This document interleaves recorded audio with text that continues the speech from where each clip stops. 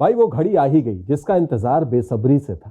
Bharat Netherlands Bengaluru घड़ी इसलिए कि ये लीग स्टेज का आखिरी मुकाबला, इसके बाद शुरू हो जाएंगे सेमीफाइनल्स। तो चलिए इस मैच का हम कर रहे हैं प्रीव्यू। स्वागत है आपका ESPN cricket info match day Hindi में, और हमारे साथ मौजूद हैं अनिल कुंबले सर। सर बहुत बहुत स्वागत आपका। शुक्रिया सर, जब भारत नीदरलैंड्स की बात होती है, ये जो मुकाबला खेला जाएगा, ये तीसरा मुकाबला एक दूसरे के आमने सामने होगा। मुझे याद अभी भी वो पहला मुकाबला आता है 2003 वर्ल्ड कप।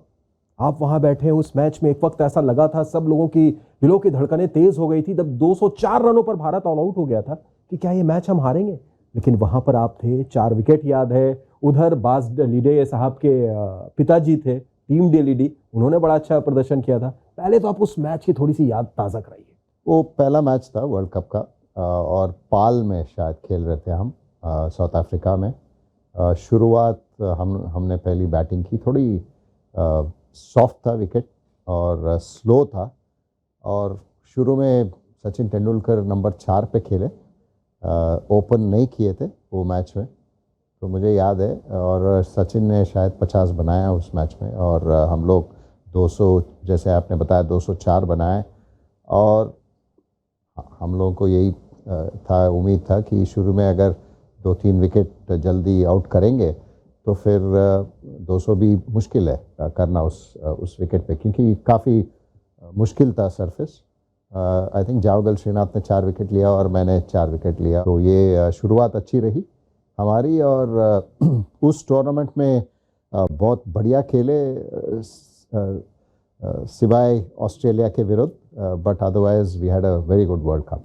बिल्कुल सर, और इस बार भी वैसे ही कुछ है। इस बार पहले की बजाय आखिरी मुकाबला नीदरलैंड से है। इस बार भी हम अच्छा खेल रहे हैं, और उसमें एक चीज और ऐड कर दूंगा जो आपने बोला, सिवाय ऑस्ट्रेलिया के, इस बार हमने ऑस्ट्रेलिया को भी शिकस्त दी, यानी अनबीटन साइड है। ये कितना अच्छा लग रहा है कि अनबीटन होते हुए अगर आप सेमीफाइनल पहुंचते हैं, ये मुकाबला नीदरलैंड के खिलाफ, इसको भी आप जीतना चाहेंगे, उसके बाद सेमीफाइनल में पहुंचे, पूरे तरीके से हाथ इस वक्त भारत का ऊपर रहेगा इस मैच में। ज़रूर, क्योंकि अगर आप इस टूर्नामेंट के बारे में बात करें और जैसे भारतीय टीम की जर्नी रहा है, शुरुआत ही थोड़ा मुश्किल था।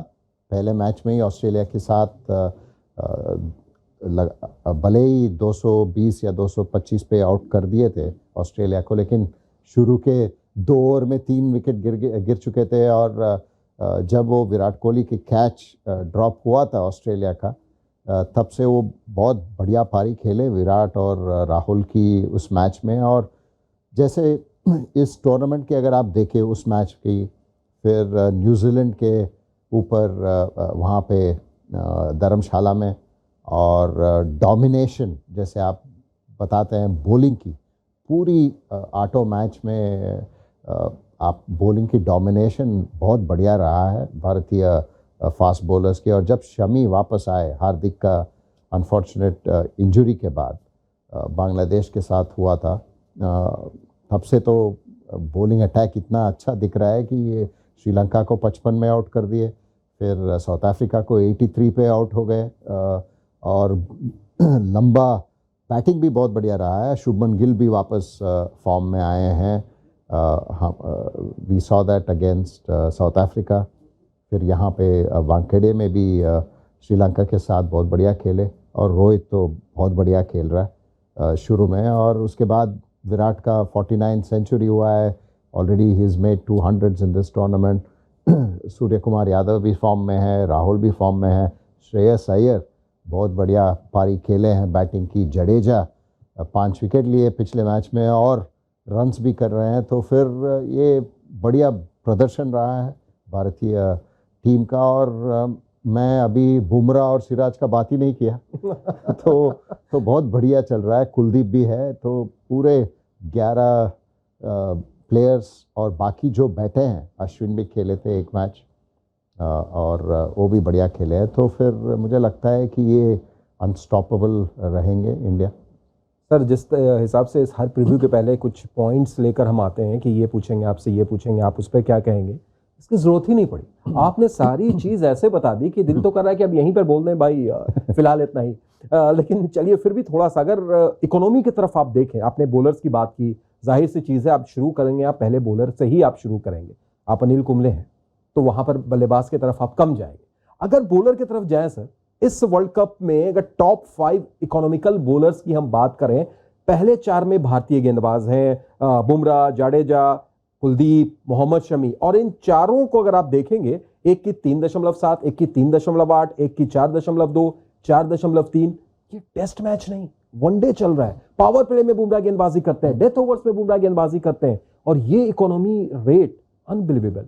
अनबिलीवेबल इसलिए है क्योंकि विकेट मिल रहा है लगातार। भारतीय टीम जो भी टीम के साथ खेल रहे हैं, विकेट्स रेगुलर इंटरवल्स में मिल रहा है, इसलिए आपको इकोनॉमी रेट नीचे ही दिखेगा। और ये नहीं मौका मिला है इस टूर्नामेंट में, सिवाय आप शायद न्यूजीलैंड की टीम के साथ जो धर्मशाला में खेले, थोड़ा उधर डेथ ओवर्स की बात हुई थी लेकिन अगर आप पिछले 7 मैचों में देखेंगे तो डेथ बॉलिंग का वो जो लास्ट 10 ओवर में आप सेट बैटर्स को बॉलिंग ही नहीं डाले हैं, क्योंकि आप इतनी अच्छी तरीके से बॉलिंग शुरुआत की है।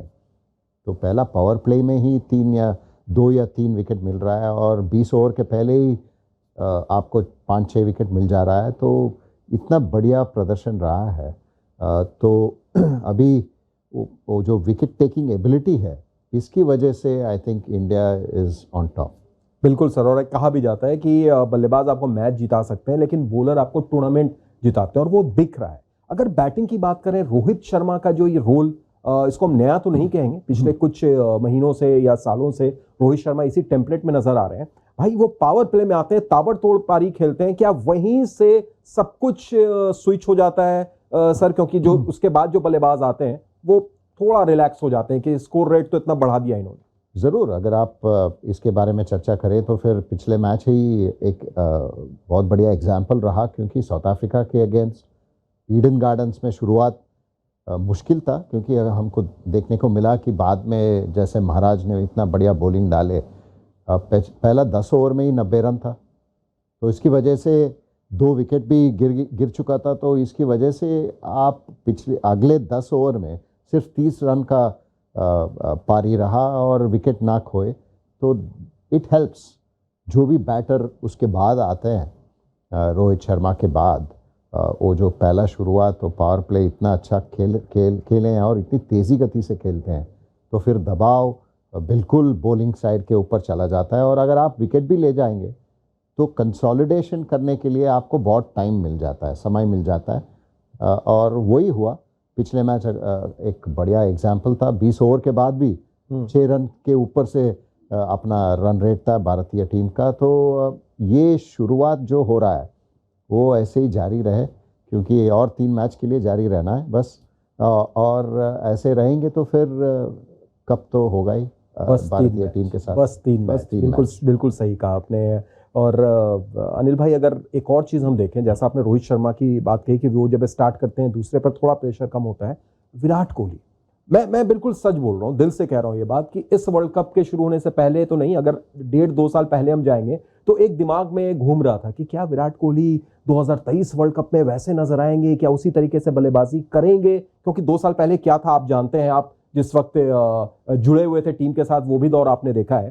पर सर इस बार आंकड़े बता रहे हैं कि विराट कोहली का यह 4था वर्ल्ड कप है, लेकिन सबसे बेस्ट वर्ल्ड कप है। रन्स के मामले में सबसे ऊपर, शतक के मामले में सबसे ऊपर। इसका क्रेडिट क्या उनको आप खुद देंगे, या फिर उसमें भी कहीं ना कहीं वो स्टार्ट रोहित शर्मा जो करके आगे बढ़ा रहे हैं? नहीं, दोनों, क्योंकि स्टार्ट तो बहुत बढ़िया मिल रहा है। और विराट कोहली की बात करें तो फिर अगर आप जो भी बड़े प्लेयर हैं, तो आपको इस ऐसे प्लेयरों को आप चुप नहीं रह सकते वहाँ पे कि चलो ये वर्ल्ड कप खेलेंगे, उनका व्हाट यू से इम्पैक्ट नहीं रहेगा करके आप बताएंगे तो फिर काफ़ी मुश्किल होगा। क्योंकि अगर विराट कोहली जैसे बल्लेबाज इतना फॉर्म में आए थे इस वर्ल्ड कप में पिछले 2 साल में, ठीक है, बहुत अगर आपका एक्सपेक्टेशंस इतना ऊंचा रहता है तो फिर लगातार 10-15 साल उसी एक्सपेक्टेशन के लिए आप कभी मुश्किल होता है। वो आप बेंचमार्क जो सेट किए हैं, अगर आपका एवरेज 60 है, अगर 40 भी हो जाता है तो फिर लोग बात करते हैं, अरे ये क्या रन नहीं बन रहा है। तो ऐसी आप एक्सपेक्टेशंस जब रखते हैं तो फिर उसको लिव अप टू करना काफ़ी मुश्किल होता है लगातार 10-15 साल के लिए। तो यही देखने को मिला था। उसके बाद जो स्विच हुआ, आपको देखना यही हो रहा है कि इस वर्ल्ड कप में तो अगर जब भी फाउंडेशन अच्छा रहा है तो फिर वो उसी मोमेंटम, उसी टेम्पो के साथ खेलते हैं। अगर शुरुआत अच्छी नहीं रही, जैसे न्यूजीलैंड की मैच, जैसे चेन्नई में ऑस्ट्रेलिया के साथ, तो आपको पता है कि विराट कोहली है वो ख़त्म करके आएंगे। तो ये रोल बहुत बढ़िया तरीके से किए हैं और मुझे लगता है कि सिर्फ हम प्लेयरों की बात काफ़ी तारीफ़ काबिल है सभी। जैसे मैंने बताया 11 प्लेयर्स का भी बात लिया था मैंने, और अश्विन का भी और बाकी 3 का भी। टीम मैनेजमेंट की भी दाग देनी होगी, क्योंकि अगर आप देखें तो फिर राहुल द्रविड़ हो या विक्रम राठौर हो, पारस मामरे हो और दिलीप, जो इस टूर्नामेंट में वो मेडल सेरेमनी का वो बहुत बड़ा चर्चा बन चुका है। ये सभी टीम मैनेजमेंट, सेलेक्टर्स हो, बीसीसीआई, सभी का एक कलेक्टिव वो जो एक सही तरीके से आपको गाइड करना वो बहुत इम्पोर्टेंट रहता है। और I think it's hats off to everyone. जैसे मैंने बताया, अगर और 3 मैच ऐसे ही लगातार चले, हम यही उम्मीद करते हैं। बिल्कुल सर जाते जाते छोटा सा प्रेडिक्शन यहाँ पे, विराट कोहली का 50वां शतक नीदरलैंड्स के खिलाफ बेंगलुरु में दिख रहा है, क्योंकि वहाँ पे तो जो भी पिच होगा और सेकंड होम है, क्योंकि पिछले 15 साल 16 साल से तो वहीं खेलते आए हैं आईपीएल। तो वो सरफेस आपको पता है, छोटा ग्राउंड है। अगर आप सेट हो जाते हैं, अगर पहला 10-15 रन आ जाता है तो फिर शतक ही है। और कोई चेंज टीम इंडिया में? नहीं, मुझे तो नहीं लगता। अगर चेंज नहीं करना चाहिए, क्योंकि आपको यही मोमेंटम से लेके जाना है। अगर किसी को कुछ थोड़ा बहुत निगल है तो फिर शायद एक फास्ट बॉलर बैठ सकते हैं और प्रसिद्ध कृष्णा को आप खिला सकते हैं इस मैच में। तो वही एक चेंज हो सकता है, अगर आपको लगता है कि किसी को रेस्ट देना हो, क्योंकि उनको फ्रेश रहना है सेमीफाइनल्स के लिए। ठीक है सर, बिल्कुल उम्मीद यही रहेगी जो आपने बोला है कि बस 3 मैच और, तो बस 3 मैच और अगर भारत जीत जाता है तो फिर जो वर्ल्ड कप का सूखा है 2011 के बाद से वो खत्म हो जाएगा। बहुत बहुत शुक्रिया सर बात करने के लिए, आने के लिए। आप देख रहे थे ESPN क्रिक इन्फो मैच डे हिंदी।